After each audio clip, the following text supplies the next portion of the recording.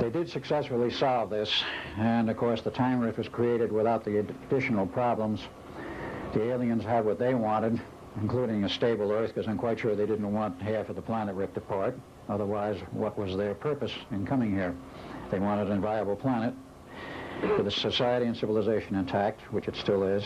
And that problem had to be solved and was solved. There are many aspects of this, and I'm not going to even attempt to go into a math on this. In fact, I don't remember most of it. I think Preston could if he wanted to explain it mathematically. But this problem was solved. The whole thing was damped down, and these people disbanded. This was not a government project, believe it or not. It was privately done.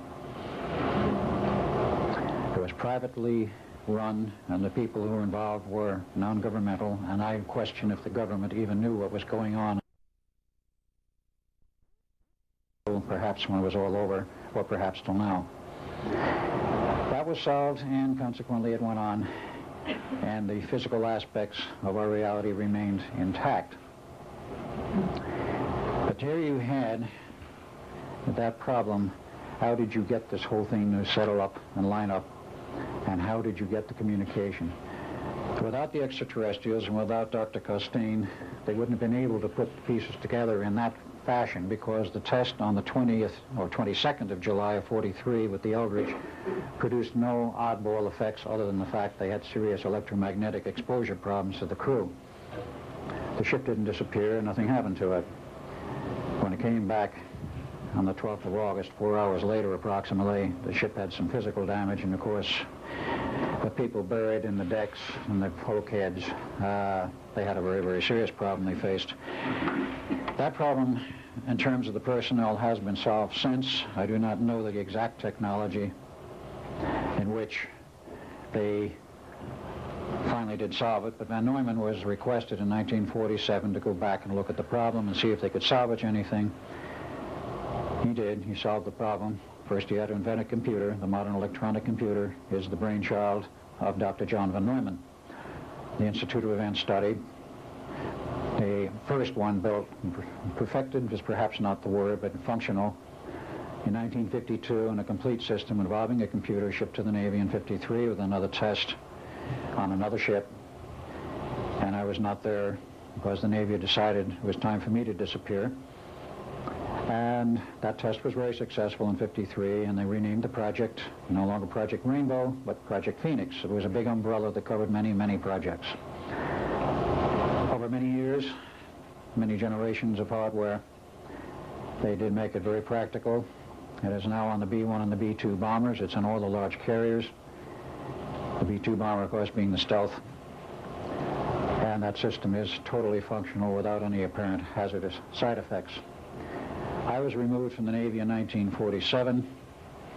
I knew too much, was learning too much from digging in the vaults of Los Alamos, and somebody with the communication up and down the line decided I had to go. But part of this problem and the damping out here from 43 to 83, as a Levinson equation state, there were standing wave ripples, which go on for another 20 years, out to 2003. This part had to be damped. We weren't concerned about the back end.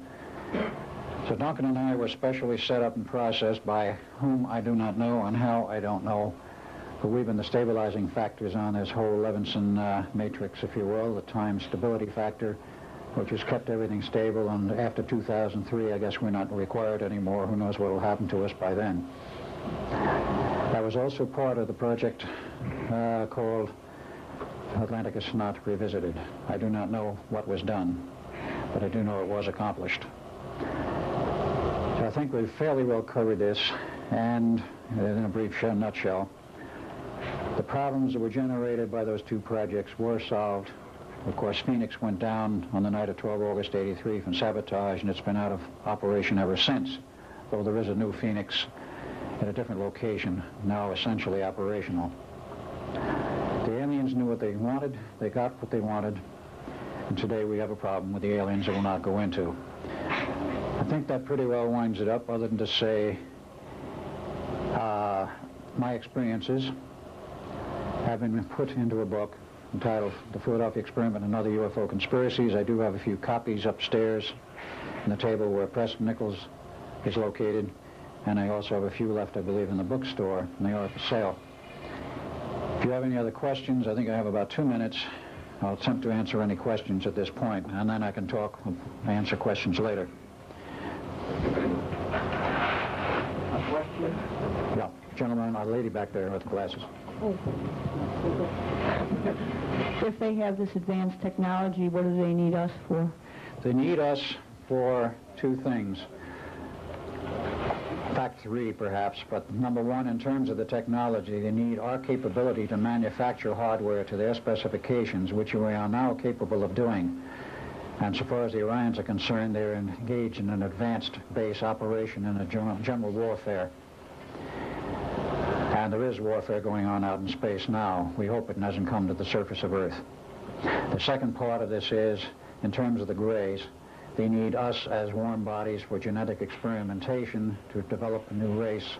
And involving this is also the CIA and our government in secrets, very great secrecy. They are doing extreme genetic engineering and have developed a lot of new things, including a totally new class of implants, which are now biological, not hard chips. And this is only one tip of the iceberg. They need us for that. Yes, one other question? No, that's it. Time. I Okay. got only 10 seconds left. All right. I thank you all for your attention, and if you have any other questions, I'll answer them later.